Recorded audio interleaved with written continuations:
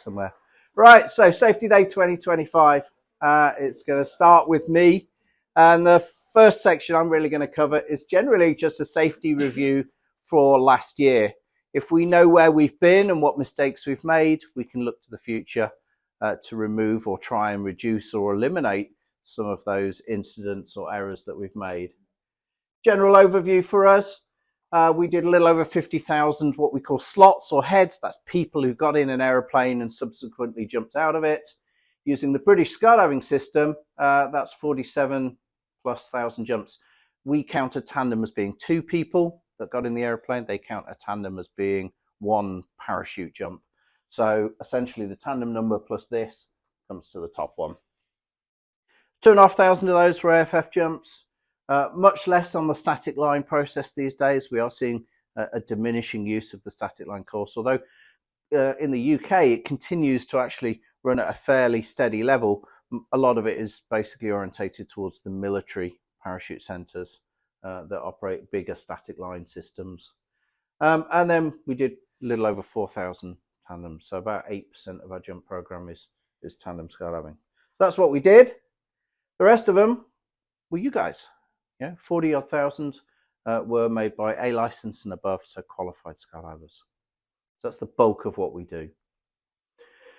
During our time last year, we had 56 incident reports which required the use of a reserve parachute. That is up from 50 last year. And last year we did more jumps. So the incident rate last year in 2023 was lower.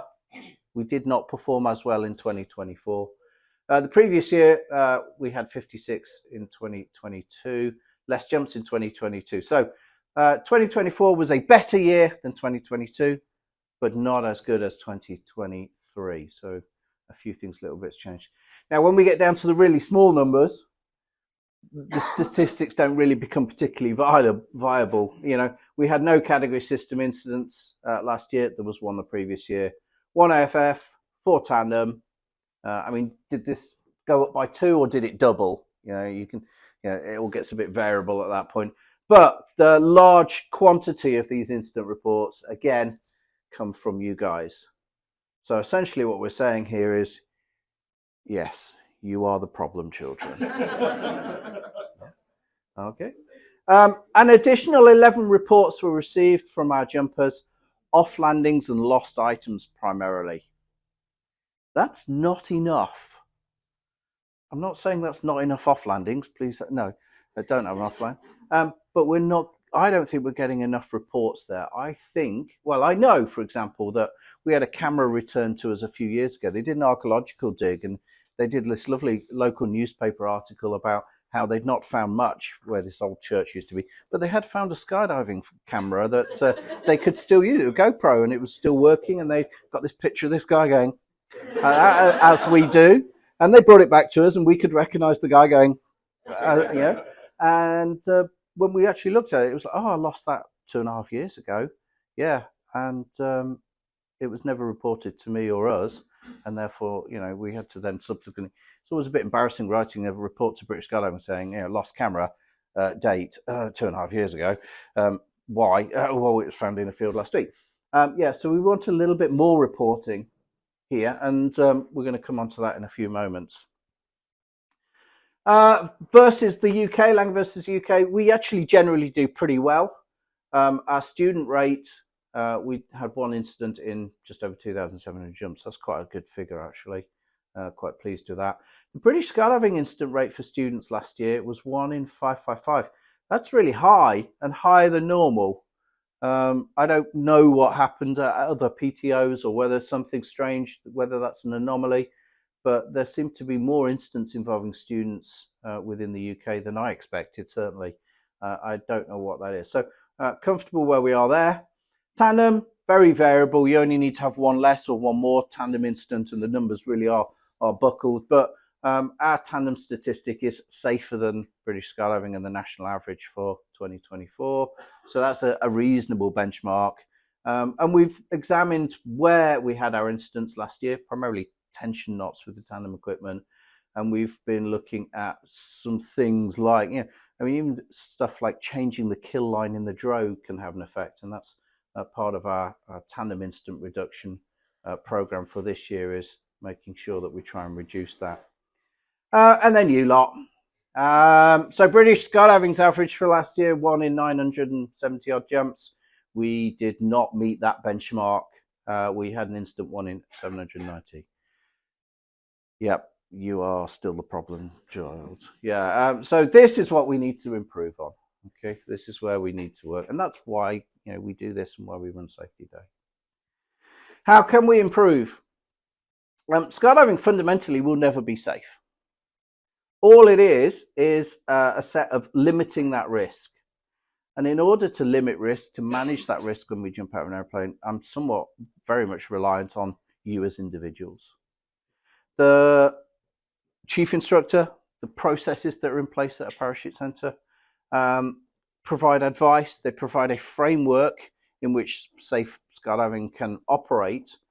But it's not possible for me, as an example, to individually risk assess your jump today and what you're doing and the canopy that you're flying or the equipment that you're using. Have you changed? What has changed?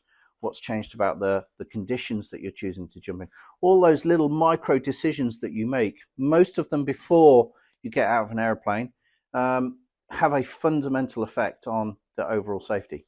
You subtly making one difference, that extra 30 seconds where you did a couple of more practice touches on the ground with your new container before you go to the airplane, or that subtle change in just after exit, instead of getting on with the four-way. Yep, okay, I'm happy. Yep, right, now let's do the jump. Those little changes can have a fundamental and significant effect on the overall picture. It's easy as we become more qualified and more experienced to become more complacent about our safety, but probably to some extent the reverse is true.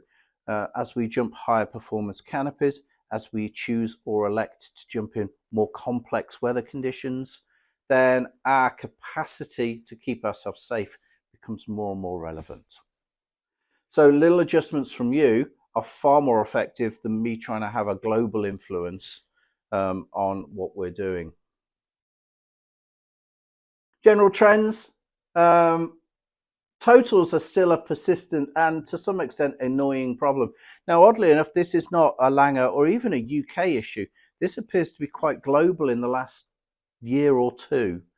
British Skydiving have meetings with other parachuting agencies, the USPA, the Canadians, the Australian Parachute Federation, etc., to generally see what these trends are. And there seem to be more totals. And it's a little baffling because fundamentally the kit has not changed in the last few years. So something else has changed. And we need to try and sort of get on top of that.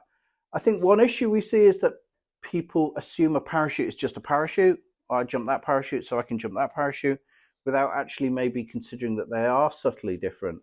It's not uncommon. In fact, only a few weeks ago, I had an A licensed person out there, and I was like, third jump of the day, is that like the kit you jumped earlier? No, the one I jumped first, I got muddy, and then the second one's not packed, so this is another one. So they were on their third jump on their third set of kit. Oh, but they're all 230s, it's all okay. But subtly, things can feel different. I hate borrowing kit. It just doesn't feel like my own kit. So we're seeing more instances where we're having total malfunctions. On the issue of totals, we also see that we had 2 AAD fires involving total malfunctions, at least 2, one of which there really was, the AAD saved that individual's life. The other, the reserve handle may or may not have been pulled prior to the AAD firing. But what's the biggest killer of skydivers? Consistently poor canopy control. Yeah, that generally tends to be the biggest. So when you say total, what do you define as a total? A total malfunction is a total failure to deploy a parachute. So the pilot chute has not been extracted from the container, from its BOC pocket or whatever place it's stored. Yeah, the biggest killer is canopy control, poor canopy control. What's the second biggest? No, sweeping comes within the poor canopy control. Low turns resulting fatalities from low turns, Some of them are people intentionally doing performance turns. Others. Now, the second one is failure to deal with a malfunction in a timely and controlled manner, is the way I refer to it. And in fact, a few years ago, that actually became the top killer in the world. It's now back in its sort of second place, but it's not far behind. And here's an example. If you have a total malfunction, we need to make a decision in a fast, rapid, and timely fashion. If you fail to deploy your parachute at 3,000 or 3,500 feet, you shouldn't be down at 1,000 feet at sort of AAD firing speeds. The importance of making decisions early becomes really, really critical. I had considered doing the malfunctions lecture for qualified jumpers, as I've done previously. But what I would say to you, if you want to see that, it's on the YouTube video. Have a look at it. It just refreshes your drills. I think to some extent what we're seeing here is an element of, well, I'm a qualified jumper. I think I'm going to try and resolve the problem or analyze the problem or overanalyze the problem. If you're having a total malfunction, within 2 seconds, you should have been decisive, have made that decision, and start to process the actions for it. It shouldn't take 10 seconds. So it's concerning that we're seeing too long to act and make those decisions. I saw an article come back up on Facebook that I looked at only a week ago or so from a guy called Dan BC.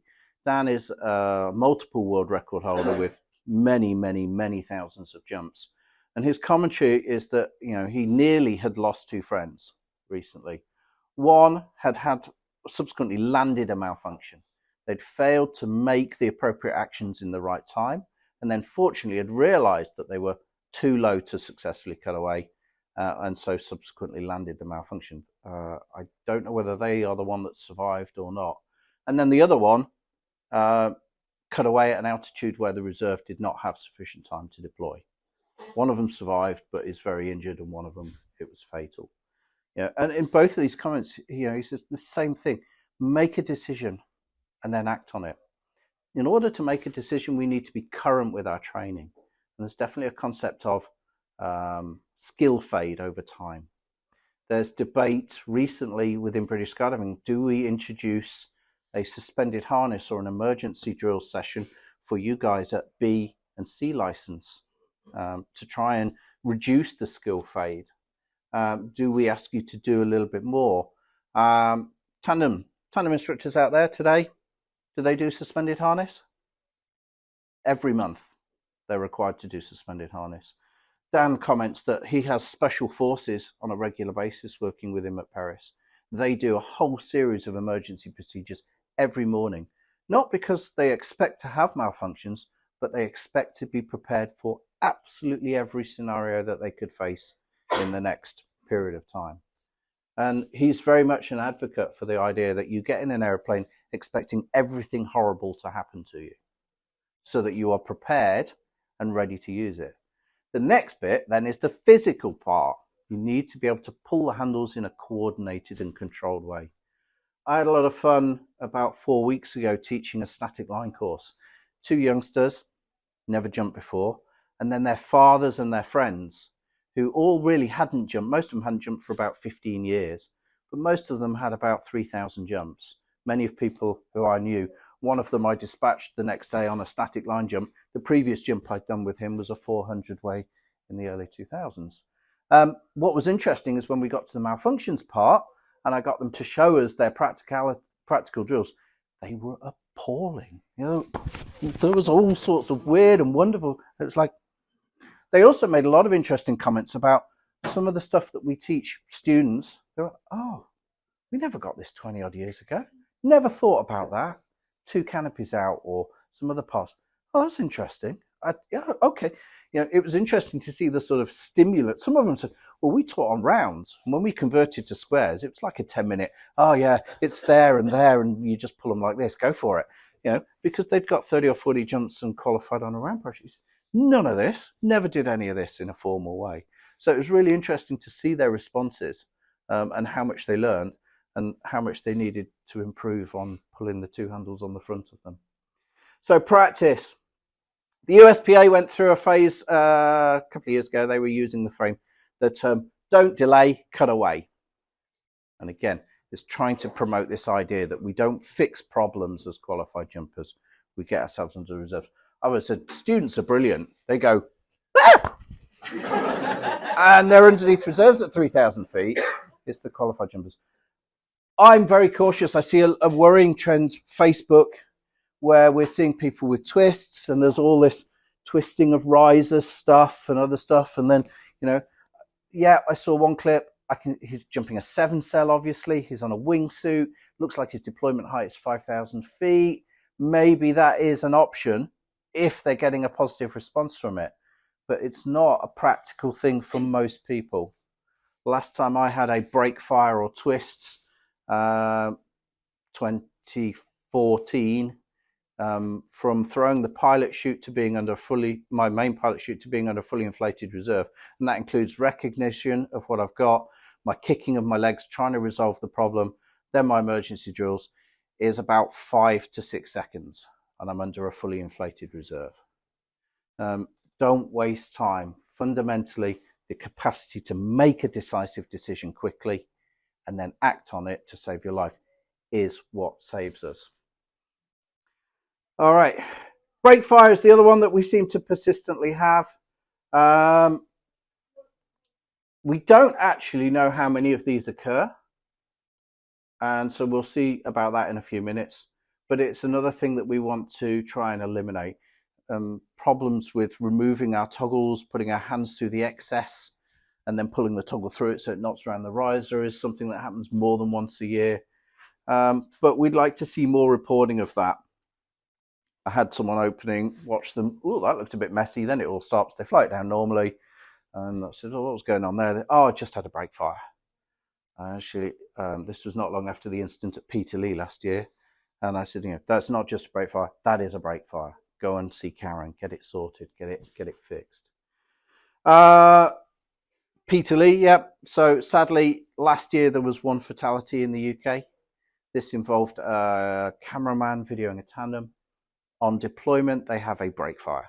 Remove that break fire, I think they'd have survived comfortably. I don't think there'd have been an issue that they did. So there's the first chain of events step. They can visibly be seen, I think it's 11 seconds. They've got their hands in their risers. They're trying to resolve the problem. And throughout this 11 seconds on the video, the condition of the canopy is deteriorating. The twists are getting worse. They're wrapping up in the risers. They then look to start their emergency procedures, but don't subsequently succeed. And it's not fully really known why. There's still an investigation looking into that. But treat break fires as being a really serious thing. Remove one of those chains that can cause problems. Those two alone, I think, would significantly improve our general safety. Quick bit on injuries. We had 17 injury reports, so slightly down on the previous year. Pretty comparable from a jump numbers statistics point of view. And again, it's quite normal at Langer for us to be better than the benchmark in British skydiving. I don't really know why that is, but I think we do quite well. I think our kit's in good condition. Our jumpers are knowledgeable. We've got a lot of space to land in, I think, is another advantage that we always have. So our injury rate is pretty decent. The vast currently injuries are submitted in 3 categories: slight, and then there's medium, and then there's serious. Slight, you're bruised, you cut hands, I fell over, I bashed my chin on the door as I left, that sort of thing. Nothing particularly serious. They're the majority of what we've got there. The medium stuff is probably unable to parachute, but for another week or so. So some more severe bruising. And then the last category, serious, is your broken bits. We did have a student break an ankle. We had a tandem student break their ankle. We had a qualified jumper break their ankle, and we had a qualified jumper break their hip. For a lot of those, you can see subsequent or previous bits that happened. The hip was overshooting into a congested area, limited options as to where they were going to go. They tried to steer themselves out of trouble with a little bit overreaction on the toggles. They put their leg out, then the force went into the hip. But they were back up and running fairly quickly. So injury-wise, nothing too concerning. Any questions at this stage? Everyone's stunned into silence. I would never know whether that's a good thing or a bad thing, but a few people are smiling and no one's crying. So with the injury report, how much do you think that goes on the radar? I think we're pretty good with that. You know, I mean, it's pretty obvious if someone's had a hard landing or something's occurred, they come see us. You know, anyone that requires any sort of form of medical attention, it will be recorded. If you tripped over walking to the aeroplane and grazed your hands, then we have a separate sort of on-site. That's not necessarily reportable to British Skydiving, but I think it's pretty reliable. Yeah. How much more would you want us to be reporting? That's the next bit. Okay. Good. Yeah. Okay. Instant reporting. Did you see the slides? Okay. How we report incidents is changing. Most of you will be aware by renewing your British Skydiving membership. I'm not going to get involved in the politics here. There is a new British Skydiving system called SkyVault. It is still in development. It has had teething problems for some. I've only ever done one CF jump, but according to British Skydiving and SkyVault, I am a CF coach. I have 3 FS coaches ratings, all with different numbers at the moment. There are a few teething problems, but here's a question. If you've looked at your membership portal, do you have access? You should have access to what's called instant reporting, which means you can file confidential instant reports or other ones. Your 117, which is an injury report, 118, which is an instant report. So it allows you to directly file reports for British Skydiving using your online portal. Please don't. Is the first thing. It's not as I understood the description previously. You know, the idea was that you would be able to file a report online, very convenient. It would come to me. I could look at it and go, well, you've missed this bit. Can you add more details to this? That looks great. And either send it back to you or go, I'll typically add some notes and then send it to British Skydiving. All done. We'd have a record of it. We knew the incident occurred. We know that there's been a submission and it's filed with British Skydiving. The current system doesn't do any of that, and I'm totally baffled by how it's been designed. I understand there will still be significant changes, but I don't know what they are. They don't seem to be able to describe what they are. Anyway, so please don't. Firstly, not all jumpers need to file reports. Not all jumpers should be filing reports. Anyone that's less than a B license, it's a requirement that staff or instructors file that report with them or for them. And that's about accuracy. It's very common when someone historically has filled in either a paper or an electronic form with us, comes to me, there's jump master's missing, the pilot's missing, the aircraft type's missing, kit, reserve. You know, there's a lot of details that I fill in. There's stuff that perhaps may not be on there. You know, we get them cut away, pulled reserve. Brilliant. Did they pull it at a suitable height? You know, what was the malfunction? Did they land safely within the PLA? Were there any other incidents involved or contributing factors? So I'll often add commentary to an incident report to help British Skydiving with their understanding. So some people don't need to fill in reports or need assistance.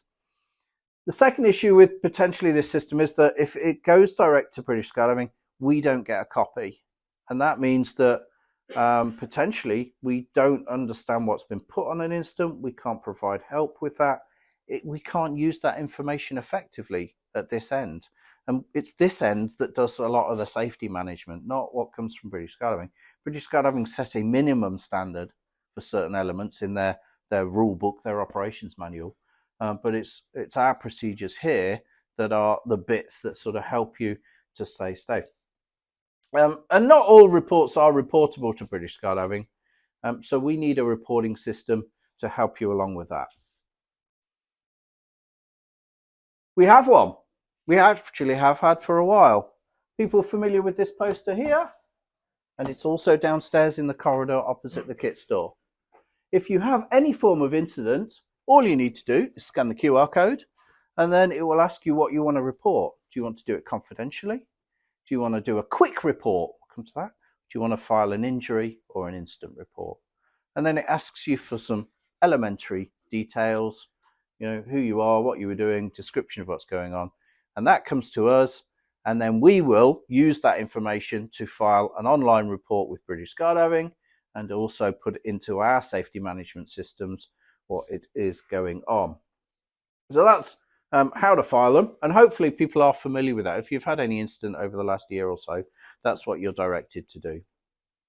So I haven't had to report anything, and I haven't used that yet. Is it possible to use it to try and file a dummy report just to get used to the system, or would that counting as an incident? I think it wouldn't. It could be deducted or deleted from our. I don't really want 52 dummy reports. No. Put this another way. Josh really doesn't want, because he administers this part of it. I mean, we can. It's a fundamentally very easy Google form, name, etc. You probably you don't need to. I can show you individually the form. I mean, you can scan it and open the form up and look at it. Just don't push submit at the bottom. Yeah. What to report, and this is where it's more important. Everything, please. More of stuff we'd like to know about. We have a wider range of reports that are available compared to British Skydiving. So in particular, things like the quick report, and we'll come to a little example in a minute, can be really useful. I don't want to know that your shoelace came undone in free fall, but anything that you think is a near miss, something got knocked, something got dislodged, something came free, something fell off you, everything that comes in skydiving can help us. The more we have, the more we can help. What are the benefits of this? Well, the more reports creates more accuracy, creates a better picture of what's really going on out there in the landing area and in the sky. And from that, we can generate more safety. The better response we have from you, and the more confidence we have that we're getting the full picture, allows us to be reactive and work through that. Ultimately, that will then allow us, and we have a safety review group that meets, primarily it's myself, Josh, Kaylee, Gareth. We'll bring the pilot in occasionally if it's a pilot related stuff. We review everything that's going on periodically. Do we need to make any changes? Do we need to do something? And then we can modify what's going on out there. And there's a lot of that happens routinely that many jumpers don't. Hopefully you don't see it. It just seems to be working for some reason out there. But that's why we need reports, is that we understand what really is happening out there and what's going on.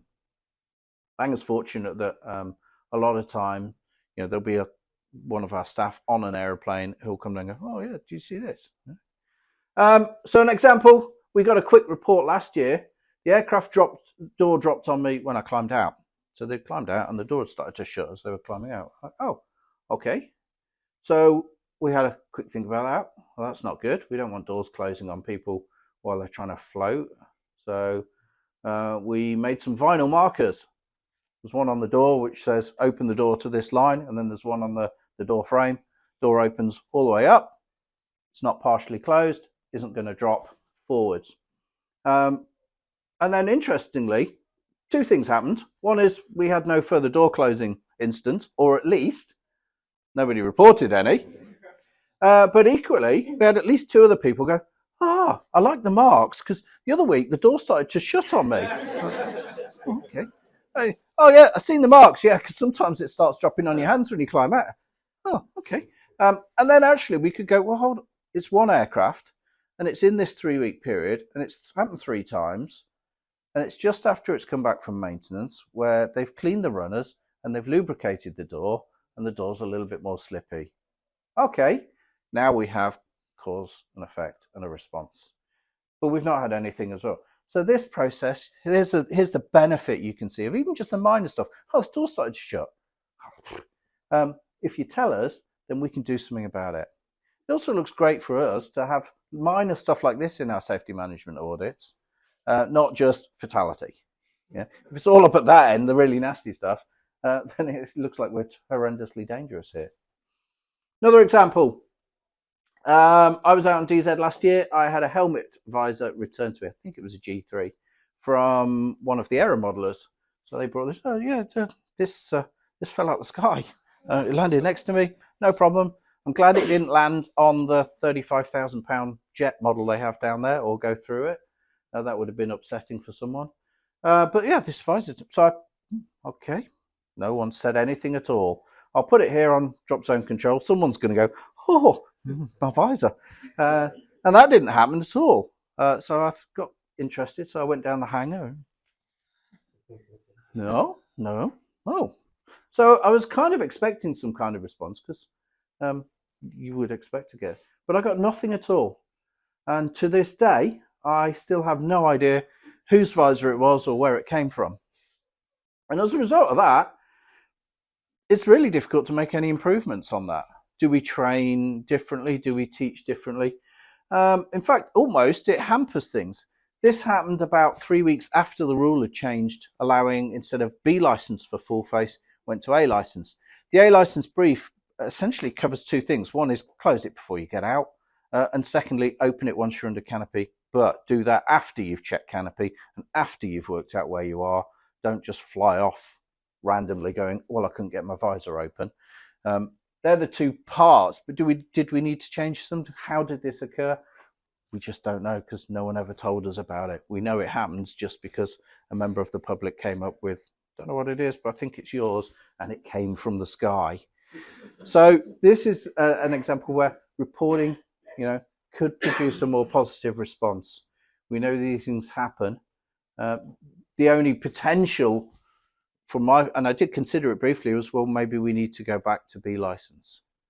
But then actually I weighed that up against people losing helmets. The problem with A license people is they're also just as good at not doing their helmets up. I'd rather have a visor fall out of the sky than a full helmet. So we're continuing status quo, if you like. But there's examples where telling us what's going on out there can help and improve things. Equally, not telling us can resist or limit our safety improvement. I've used two examples though, which seem really, really minor. The door, nothing to do. A brake fire. Tell us how many brake fires are happening. Is it a problem? Is it developing into a problem? Do more people need to have some kit education or other things there? So that's our commentary on instant reporting. It's one of our safety targets for this year, is for us to develop a more confident opinion of how much we know about what's really going on, and then also to be able to use that data more importantly. Once we get these tend to be reactive instant reporting. Something's happened. This is what we need to do about it. There's also proactive stuff going on amongst the team. We do safety management audits. So occasionally I'll go and stand and just watch what people are doing. Are they doing the right thing? Josh runs the tandem program. He will, at the end of the day, look at everybody's tandem exits. Were they guiding the student to the airplane appropriately, safeguarding them from the propeller? Were they clipped up? Were they touching their handles at the right time in the door and in free fall? What are their landings like? I'm watching experienced jumpers. Are they getting their checks done properly? Do they go to the airplane in a safe manner? We recognized last year or a few years ago that people were getting a little erratic around the airplanes. There's now yellow painted marks everywhere out on the loading point. We only use one loading point. We've certainly found when we were hot fueling down here, there was a little bit of sheep movement and herding going on. It was like, whoop, propeller, that way, please. Just painting a yellow line on the runway has meant that people have a much more disciplined and organized flow, especially when there's multi-aircraft stuff going on out there. These are the just little subtle things that are going on all the time. We have a compliance officer whose then job is to make sure that our audit, they will be auditing our audits of everything else. So you can see it's a multi-layered thing, and it's definitely an improving process. Questions? Do you kind of do lessons learned from other drop zones? Because at Nethers now, if you're on a military course, you have to jump on the mobile phone because of the incident at Western. Mm-hmm. Is there going to be other learnings from that we're going to take on at Langer, or? Yes, I mean we have within British Skydiving, chief instructors attend what's called a safety training committee, STC, throughout the year, where there's a resume of all the incidents that have occurred, and from that I will take parts away and maybe make adjustments. Yeah, that does happen. Actually, the format of STC and its content will be changing slightly. They're going to have less chief instructors and bring in some outside experts like some instructor examiners, and so they're going to try and make the committee more effective. But yes, we know what's going on at most of the centres. There's WhatsApp groups going on behind your back. You know, so and so, if he turns up, just do this, do that, check this. You know, this person's trying to jump a canopy outside their charts, or you know, is this one of yours, Richard? Because he's turned up and he's a right muppet. Yes, that's one of mine. Sorry. Yeah. So we communicate actually a surprising amount. The chief instructors talk to each other about what's going on. Yes, we do look at like. Do you want us to jump with mobile phones or Uh, personal?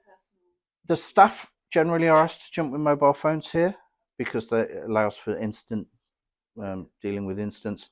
CF, when we ran a CF event, we make them jump with phones. We actually got them to upload when we had a big American contingent come here, not last year, the year before, for a CF event. We got them to use what 3 words because they landed over there and we're in a green field. Great. Which one? Well, there's a cow. Okay. A green field with a cow in the Vale of Beaver. Okay. So night jumps, phones are mandatory. Wingsuiters, phones, you know, it's part of the brief. CF, phones. General jumpers, I think these days we're probably at a point where everyone can probably take their phone. It's a useful tool. We had an AFF student land off last year, some distance away. They had their phone. They went, I'm here, dropped as a pin.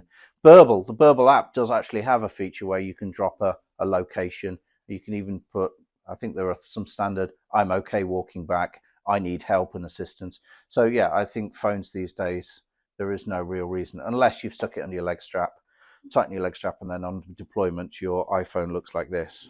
That was about 5-6 years ago, to be fair with him. Okay, perhaps directly under your leg strap during that deployment was not a good idea. It had a lovely curved shape and some nice sort of crackling across the screen. But yeah, I typically take my phone. I have actually bought a pay-as-you-go. I have a skydiving emergency phone that goes in my inside of my jumpsuit. Flip side to that, I know of at least 2 phones that fell out of the sky. One last year, one the year before. They actually found them out in the field. The Find Your iPhone was accurate enough to.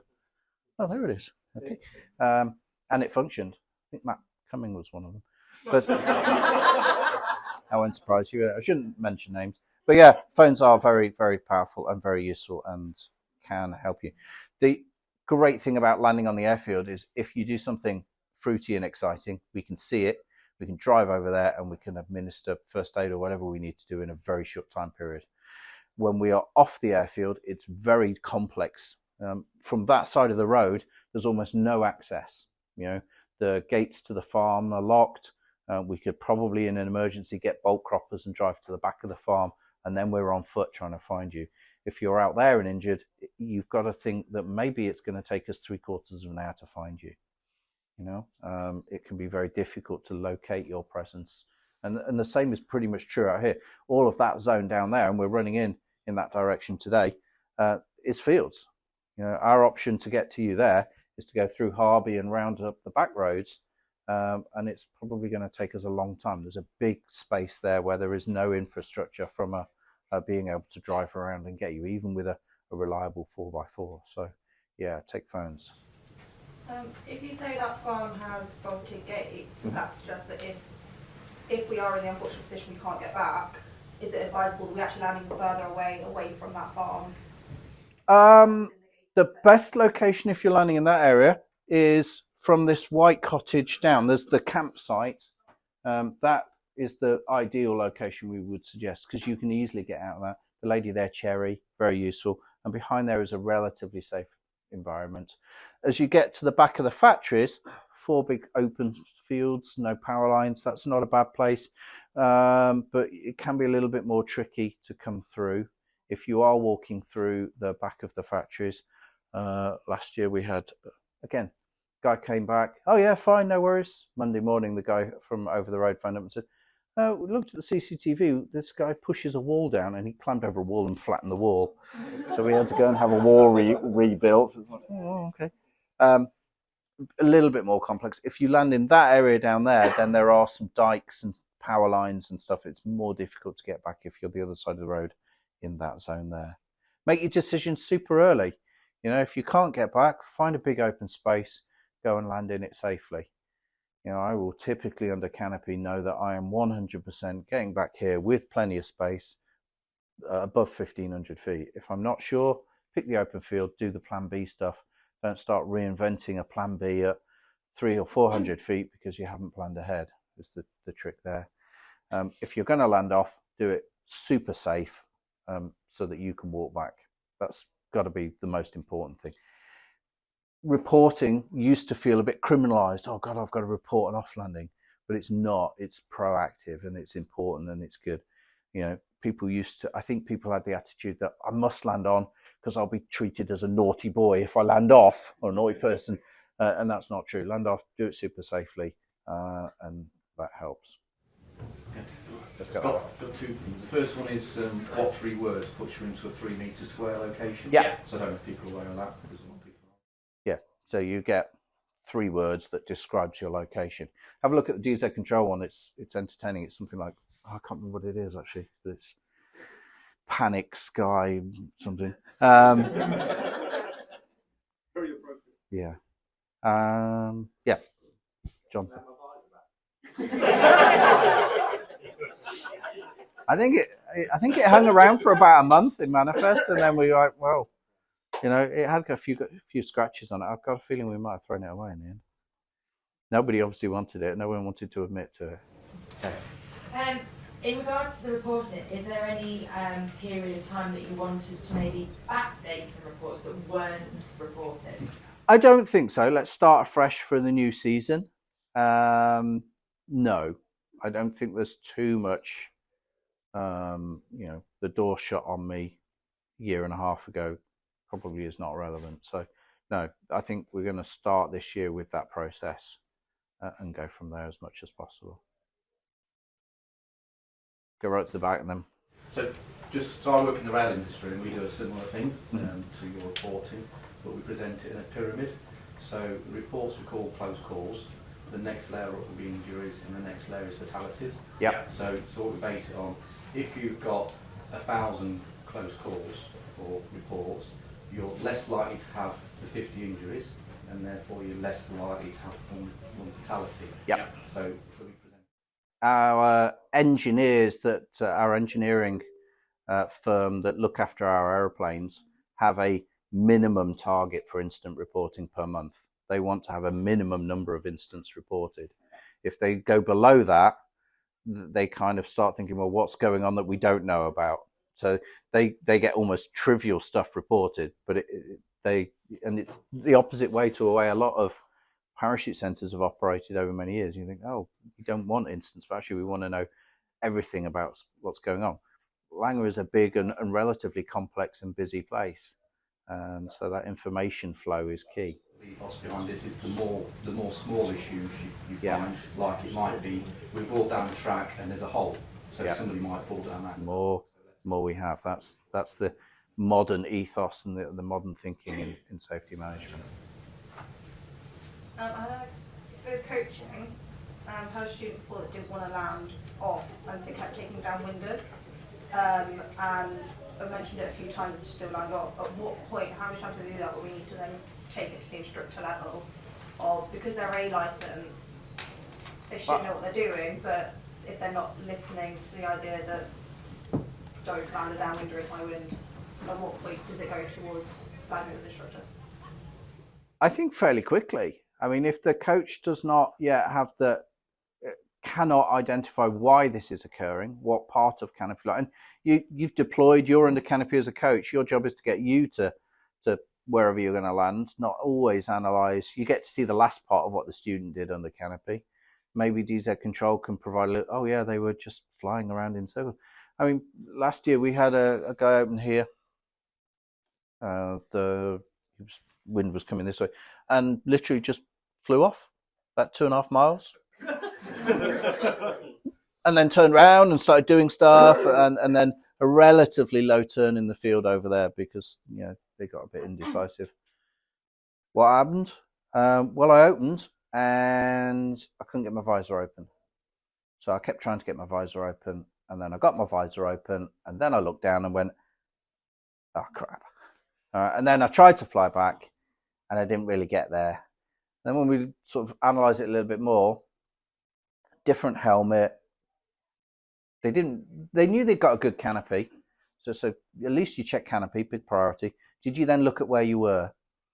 No, I got distracted by my helmet. So there's a little bit of education we can do there in terms of, all right, this is how to resolve that. Look down, use your rear risers, fly the right way, you know, rather than continue in the wrong direction. Don't get distracted by things. Use half brakes to extend the range of your canopy. Don't do a low turn. You know, there were lots of little chains that you could see a low turn coming up that could have been eliminated. So yeah, fairly early on we can help out just by what we've seen. Right, I think probably time for a very quick break. Grab a coffee or something. We've essentially got about 8 minutes, and then Sophie is going to do her bit. So I'll give her a moment to set up, and we'll go from there. Thank you very much.